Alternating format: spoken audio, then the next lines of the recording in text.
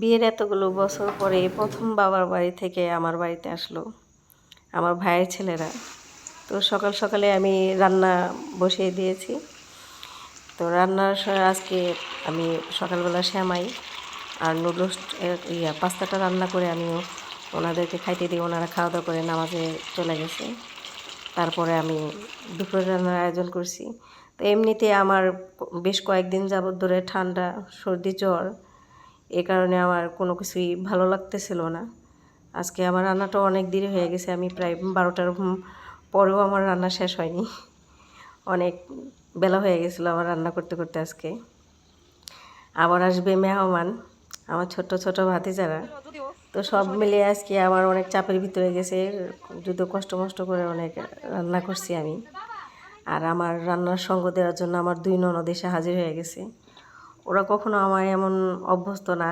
আমি অনেক অ্যাক্টিভ মানুষ, আমার অনেক তাড়াতাড়ি রান্না হয়ে যায়। ঈদের দিনে রান্না করে ওদের সাথে আমি ঘুরতে বের হই। তো আজকে আমার দুপুর পর্যন্ত রান্না এখনও শেষ হয়নি। এর জন্য আমার ননদরা কতক্ষণ পরই আমাকে দেখতে আসে।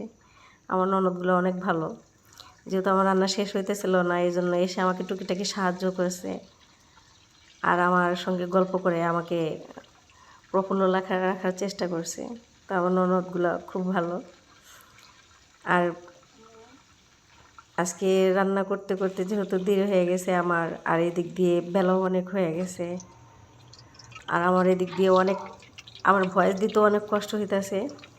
আমার অনেক কাশি, কাশ দমিয়ে রেখে আমার ভয়েস দিতে অনেক কষ্ট লাগতেছিল।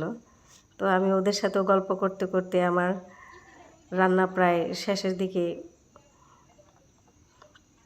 আর ওরাও বলতেছিল তাড়াতাড়ি রান্না করে গোসল টোসল করে খাওয়া দাওয়া করে বিকেলে ঘুরতে যাব। তো এই জন্য আমিও তাড়াতাড়ি করতেছিলাম। সব মিলে আজকে আমার অনেক ঝামেলা হয়ে গেছিলো। আর ঈদের দিন রান্না তো করতেই হবে, এটা তো মাস্টার রান্না করতে হবে, এর জন্য আর কি শত কষ্ট হলেও সবার জন্য রান্না করতেছিলাম। আর আমার জামাইয়ের খুব পছন্দের মাংস হাঁসের মাংস। তো হাঁসের মাংসটাও রান্না করে আমি শেষের দিকে আমার রান্না শেষ। আজকে আমি রান্না করছিলাম চিংড়ি মাছের মালাইকারি, আর এটা টিক্কা, গরুর মাংস, আর এটা মুরগির মাংসের সাসলিক কাঠি কাবাব। আর রান্না করছিলাম ভুনা খিচুড়ি। ভুনা খিচুড়িটা আমার অনেক পছন্দ। আর এটা সবজি। আর এই রসুনের আচারটা আমি স্বপ্ন থেকে এনেছিলাম। এটা ডিমের শাহি কুরমা, আমার জামাইয়ের প্রিয় হাঁসের মাংস, আর রোস্ট, আর বাচ্চাদের জন্য করেছিলাম আমি ফ্রাইড রাইস আর সাদা পোলাও। আজকে সব মিলে আমি অনেক আয়োজন করে ফেলছিলাম।